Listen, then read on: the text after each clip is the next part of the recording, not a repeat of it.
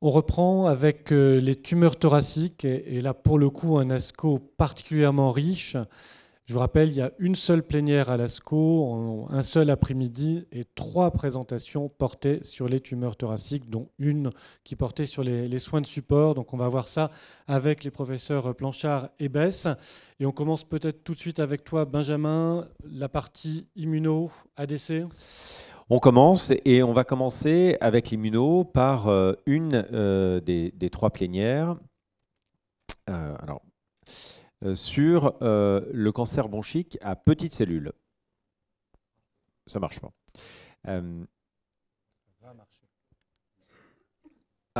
Les recommandations de l'ESMO sur le cancer bronchique à petites cellules localisées sont globalement de faire une radiochimiothérapie. Quelques cas peuvent être opérés, mais c'est la radiochimio qui est le standard. Et on avait essayé de faire mieux avec cet essai académique qui avait consolidé la radiochimio avec une association ipi-nivolumab sans aucune efficacité sur la survie sans récidive ou la survie globale.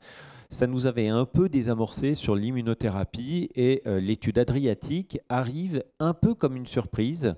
Vous connaissez probablement l'essai Pacifique, qui est cet essai qui a instauré le durvalumab en consolidation comme un standard après radiochimio dans les cancers bronchiques non à petites cellules. Eh bien, on est vraiment sur une étude jumelle, copier-coller, avec 3 bras, mais on ne parlera que 2 bras aujourd'hui. Cancer bronchique à petites cellules cette fois, localisé, radiochimio, et on compare Durva 2 ans et non pas 1 an comme dans l'étude Pacifique à un placebo. Le bras durvalumab tremelimumab n'est pas présenté. 2 critères principaux de jugement, la survie globale et la survie sans récidive. Et vous voyez, les 2 courbes sont positives avec un hazard ratio pour la survie globale à 0,73 qui peut faire demander est-ce que vraiment un hazard ratio à 0,73 mérite une plénière, même si c'est un changement de pratique et ça devient notre nouveau standard de traitement. En termes de groupes qui ont un bénéfice, on voit que globalement, tous les sous-groupes ont un bénéfice, en particulier qui est ou non une irradiation prophylactique cérébrale. Toujours une petite question que peut se poser avec l'interaction et celle de l'immunothérapie. Tu es passé vite, mais sur la partie survie globale, pour le moment, on n'a pas l'impression d'un plateau, on n'a pas l'impression de guérir quelques patients. Tout à fait. Alors, je t'en parle juste après, regarde. On a donc, en termes d'effets secondaires, rien d'inhabituel. En particulier, vous voyez en gras le taux de pneumopathie radio-induite qui passe de 6 à 10%. On est comme sur Pacifique dans un profil de sécurité tout à fait rassurant. Alors, tu m'en parles. Est-ce qu'on guérit ou pas en plus? Et on sait que très peu de cancers bronchiques à petites cellules sont sensibles à l'immunothérapie. On surtraite malheureusement beaucoup. Regardez les courbes à droite dans les formes étendues. Chimio, durvalumab versus chimio, on gagne globalement 10%. Donc oui, il y a un plateau et tu vois, il apparaît très tard. Donc peut-être qu'on est encore un peu précoce. Hein. Tu vois, il se dessine à partir de 2 ans. Donc je pense qu'on aura, mais je pense aussi que le delta sera probablement plus de 10%, c'est-à-dire 10% de patients guéris en plus. On était quasiment à 15% dans le monde à petites cellules, c'est déjà un énorme pas et donc ça confirme le nouveau standard. Alors, on va passer maintenant sur le petite cellule très rapidement diffus. Donc, le standard, c'est une chimio-immunothérapie.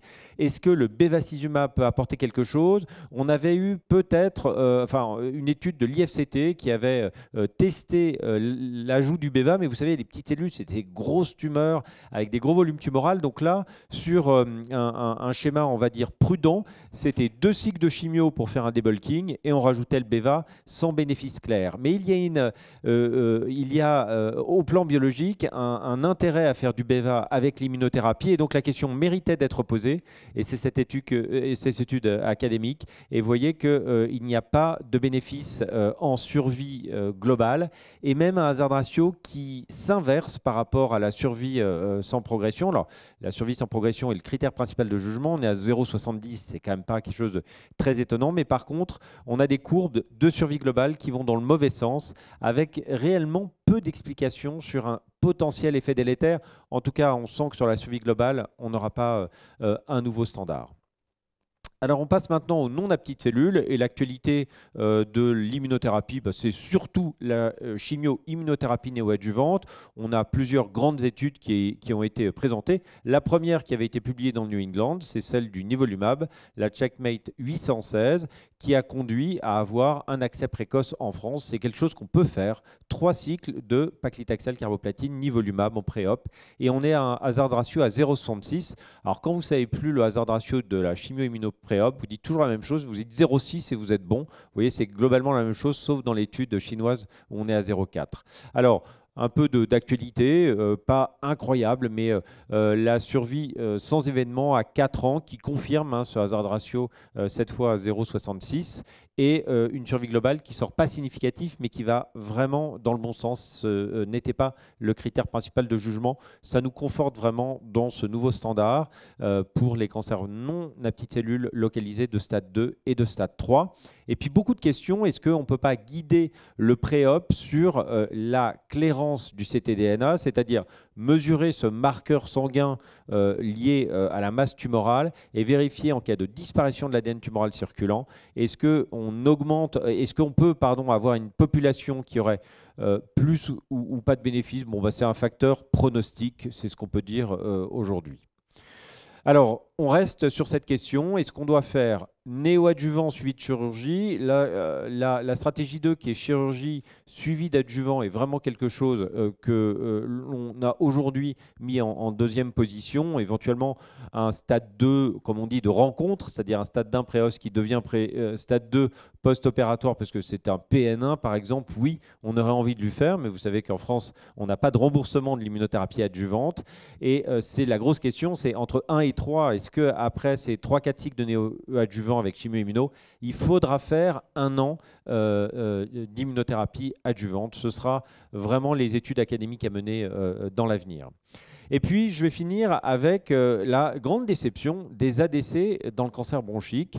Vous auriez demandé à la plupart des experts il y a 2 ans quel va être le nouveau standard en deuxième ligne après chimio-immunothérapie en phase métastatique. Tout le monde vous aurait dit ce va être les ADC anti-TROP2. Grosse déception avec le datopotamab deruxtecan, développé dans une population globale, c'est-à-dire épidermoïde, non épidermoïde, étude faiblement positive sur la PFS parce que la sous-population épidermoïde ne bénéficie pas. Et le deuxième challenger était le sacituzumab govitecan, qui est aussi un ADC TROP2, aussi avec un inhibiteur de topo 1 et des données sur la survie globale qui sont négatives avec une absence d'effet à la fois sur les épis et les non-épis. Je ne résiste pas à vous montrer cette diapositive de l'excellente discussion d'Egbert-Smith qui nous dit simplement est-ce que les ADC, ce n'est pas une façon très compliquée, on aurait pu mettre entre parenthèses extrêmement coûteuse, de donner de la chimiothérapie. Et il a fait quelque chose de très simple, il a repris simplement les études avec les inhibiteurs de topo 1 qui ont été faits dans le cancer bronchique non à petites cellules à la grande époque de la chimiothérapie, et vous voyez des taux de réponse qui sont tout à fait ceux qu'on a avec les ADC, et lorsque l'on les a, des mesures de survie qui sont peut-être comparables. Voilà, alors est-ce que ces médicaments ont sûrement un avenir et peut-être guidés sur des biomarqueurs? Et je terminerai avec la très belle étude présentée par David Blanchard, une marque de la maison Gustave Roussy, les études Icarus, et cette fois c'est l'étude Icarus Poumon, avec 100 patients traités par datopotamab deruxtecan, donc un ADC anti-TROP2, et on fait des biopsies avant, après 2 cycles ou après 2 jours et en sortie. Et vous voyez, c'est très impressionnant. Vous avez 100 patients qui sont traités. On a 97 biopsies avant et 81 patients qui ont eu une biopsie en cours de traitement. Donc une étude qui va avoir beaucoup de pertinence pour comprendre qui sont les patients qui récidivent. Bon, les données sur ces 100 patients qui reçoivent tous les traitements montrent ce qu'on sait. En termes de survie sans progression, oui, les épis répondent moins bien que les non-épis. Et puis, ces données qu'on ne voit pas beaucoup, expression de TROP2 et efficacité d'un ADC TROP2, eh bien, quand ça n'exprime pas, c'est la courbe verte, ça ne marche pas très bien. Quand ça exprime moyennement, c'est la courbe bleue, ça marche. Et quand ça exprime beaucoup, c'est la courbe rouge. Ça n'a pas l'air de marcher si bien que ça.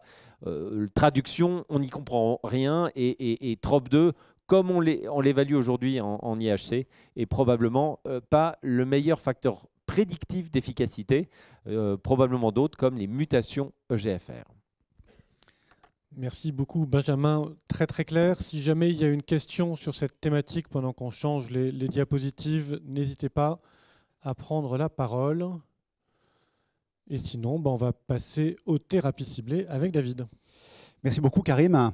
Donc bel ASCO sur les thérapies ciblées. On va voir un petit peu ce qui a été montré en focalisant globalement sur quelques altérations moléculaires. Difficile de tout montrer ce qui a été présenté sur le poumon. Simplement pour rappeler, on va commencer le GFR.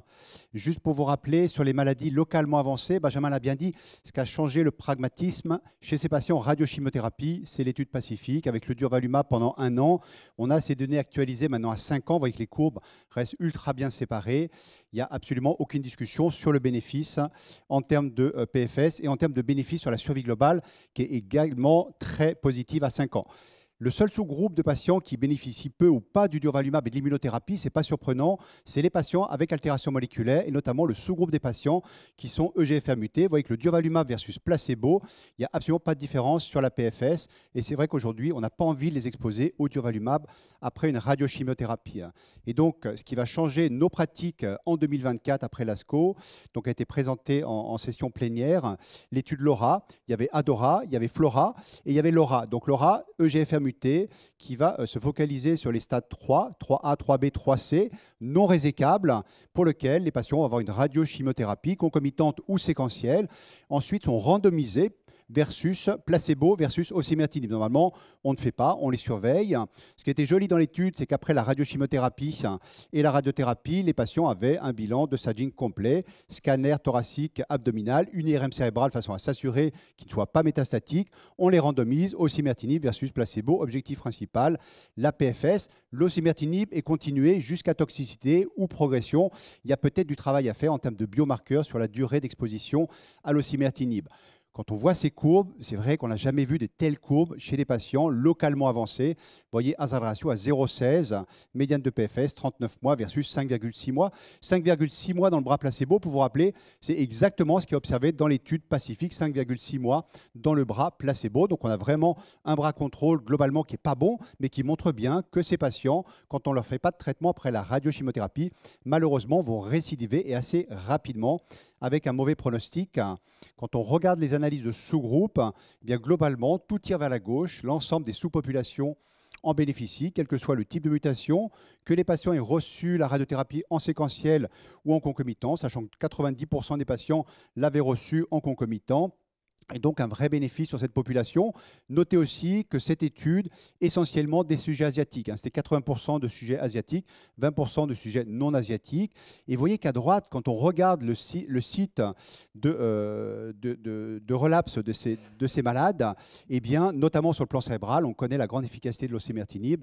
Vous voyez que globalement, vous bloquez énormément la probabilité d'évolution métastatique, 8% versus 29% dans le bras avec placebo. Profil de tolérance, globalement, il n'y a pas de surtoxicité de l'exposer à l'osimertinib après la radiochimiothérapie. On a essentiellement les toxicités de la radiothérapie, toxicité grade 1-2 à l'osimertinib, cutanée et au niveau digestif. Donc ça reste très safe finalement d'exposer après une radiochimiothérapie à l'osimertinib.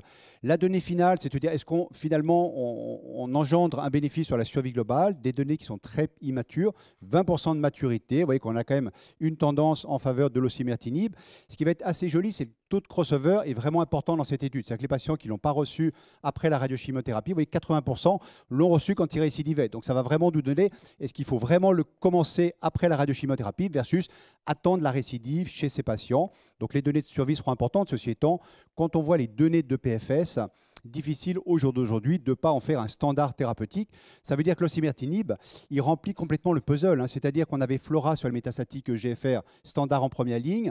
Après la chirurgie, les patients ADORA, osimertinib, bénéfice, pareil sur la DFS et la survie globale. Et maintenant, LAURA, après radiochimiothérapie, vous voyez, un bénéfice ultra positif, osimertinib. Donc vraiment une drogue qui est le standard thérapeutique, quel que soit le stade chez les patients mutés EGFR en 2024.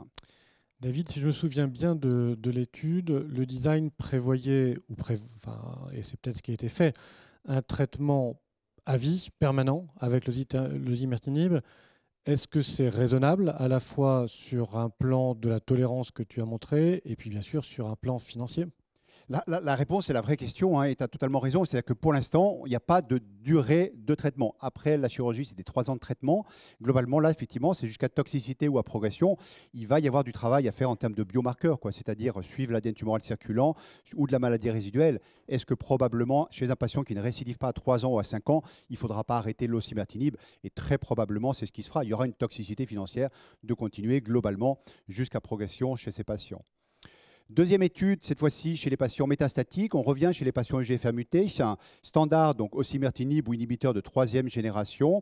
On a cette association amivantamab lazertinib, amivantamab anticorps bispécifique EGFR et MET, forme IV, détoxicité à la perfusion, détoxicité sur le plan cutané, détoxicité en termes de thrombose veineuse périphérique et une nouvelle voie d'administration. Dans l'étude Paloma 3, on a cette forme d'administration sous-cutanée de l'amivantamab, donc associée au lazertinib, qui était comparée à l'amivantamab intraveineux plus lazertinib.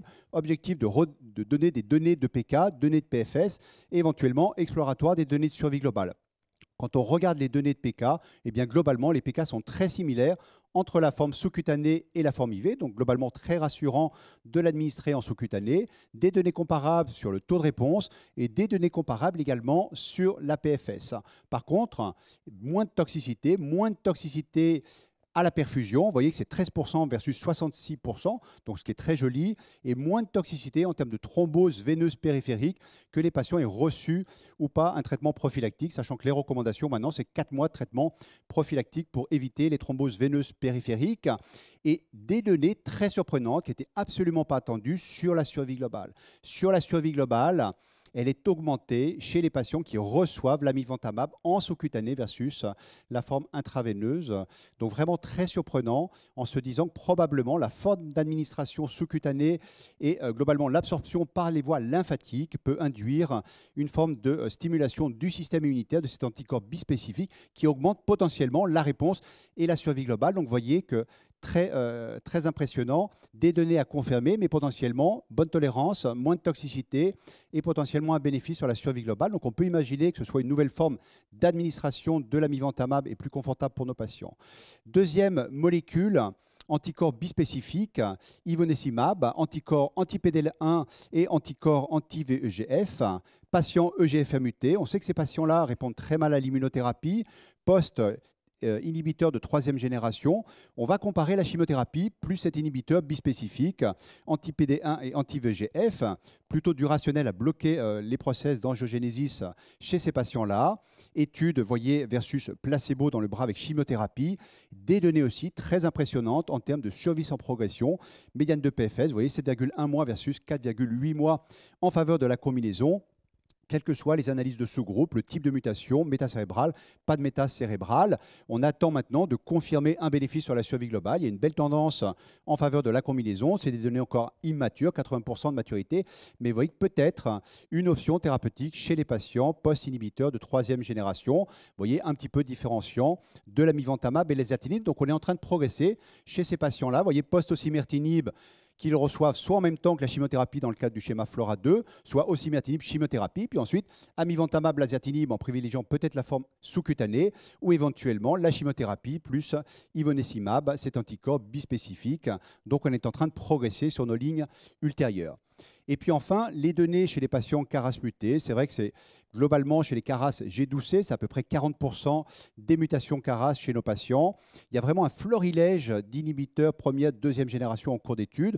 On a le sotorasib, bénéfice sur la PFS, on va dire, qui reste faible. Pas de bénéfice évident sur la survie globale et pour l'instant pas d'accès, notamment en France, au sotorasib. Ce qui a été montré à l'ASCO, c'est l'adagrasib, très similaire au sotorasib. On compare en 2e ligne chez les patients post-chimiothérapie, immunothérapie, adagrasib versus docetaxel. Ce qui nous était montré, c'était les données de PFS. Vous voyez qu'en termes de taux de réponse, est-ce qu'on fait mieux? Oui, 32% versus 9%. Est-ce qu'on fait mieux en termes de PFS? La réponse oui. Hazard ratio à 0,58 en faveur de l'adagrasib versus docetaxel. Vous voyez que les courbes se séparent assez bien. Ça reste un bénéfice qui reste relativement faible sur la médiane de PFS, mais qui est positif. On attend les données de survie, profil de tolérance, un petit peu meilleur que le sotorasib, toxicité essentiellement sur le plan digestif et toxicité sur le plan hépatique. Donc vous pouvez comparer indirectement les données sotorasib avec l'adagrasib. On a globalement la même magnitude de bénéfice, on a l'impression, chez ces patients, CARA G12C, post-chimiothérapie, immunothérapie.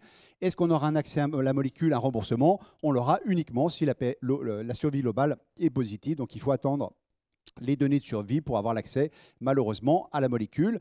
Et puis je terminerai par ces données-là, parce que vraiment elles sont jolies. Chez les patients ALK, on a eu ces premières générations crizotinib, deuxième génération alectinib, brigatinib, et puis l'orlatinib, troisième génération qu'on gardait en cas de progression, deuxième, troisième ligne. Mise à jour de l'étude Crohn à 5 ans, qui compare le lorlatinib au crizotinib en première ligne thérapeutique. Ben voilà les données à 5 ans. Vous voyez qu'à 5 ans, la médiane de PFS n'est pas atteinte dans le bras avec le lorlatinib, hazard ratio à 0,19, très en faveur globalement du lorlatinib versus crizotinib, avec potentiellement un effet plateau. On se demande si les patients sont pas potentiellement guéris à 5 ans sur lorlatinib en première ligne. Et quand vous regardez les données, en tout cas de progression intracérébrale chez les patients avec des métacérébrales au baseline ou sans métacérébrale, ben avec la probabilité est excessivement faible qu'il y ait une progression sur le plan cérébral avec des hazard ratios hallucinants, vous voyez, à 0,03 ou 0,05. Donc véritablement, ces données-là sont assez convaincantes pour se dire qu'on va bouger et pousser le lorlatinib vraiment en première ligne thérapeutique, même s'il est plus toxique que les deuxième générations d'inhibiteurs d'ALK. Mais vous voyez qu'à 5 ans, on a vraiment l'impression de guérir les patients. Donc vraiment, si on veut conclure, ce qui va changer demain, c'est l'osimertinib post-radiochimiothérapie dans le cadre de l'étude LAURA. Les données sous-cutanées de l'amivantamab qui sont très jolies, qui devraient devenir la nouvelle forme d'administration de l'amivantamab chez les patients EGFR mutés. Ivonescimab, potentiellement avec la chimiothérapie, chez les patients post-inhibiteurs de l'EGFR. Puis vous voyez que chez les CARAS, l'adagrasib, oui, on attend les données de survie. On espère à un moment donné avoir accès aux inhibiteurs de CARAS en dehors des études pour nos patients avec la mutation CARA G12C. Et puis le lorlatinib, pour lequel de plus en plus, je crois que ça va pousser pour l'utiliser d'emblée en première ligne chez nos patients avec un remaniement à LK. Voilà un petit peu les grosses données ASCO 2024. Merci beaucoup David.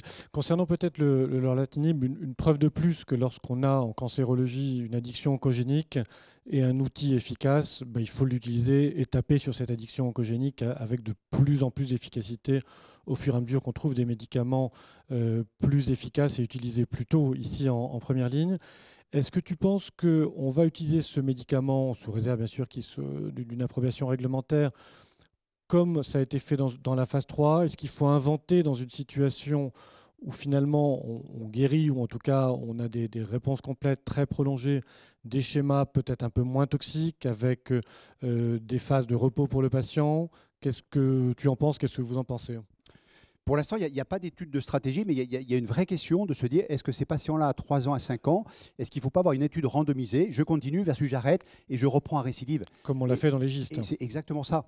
Et comme tu l'as très bien dit, ce qu'on voit et ce qu'on a vu avec le GFR, il faut utiliser les générations les plus fortes qui marchent sur les mutations de résistance d'emblée. C'est-à-dire que ne pas attendre l'hétérogénéité tumorale sur laquelle, quoi qu'il arrive, on court après. Il faut bloquer globalement la possibilité à la cellule de développer ces mécanismes de résistance. Et quels que soient les modèles thérapie ciblée poumon, on voit bien que les générations, globalement, il faut les remonter très rapidement en première ligne. Et c'est la seule façon d'augmenter la survie chez nos patients métastatiques. Merci David. Est-ce qu'il y a des questions? Non. Et peut-être juste dernier clin d'œil, tu as dit relapse au lieu de rechute, mais tu as eu raison parce que relapse est un mot français, de vieux français, et qui malheureusement a valu à Jeanne d'Arc d'être condamnée à mort car elle était relapse. C'est exactement ce que je me disais. Merci Karim. Merci à tous, à toutes, et on continue avec les tumeurs ORL et les tumeurs cérébrales.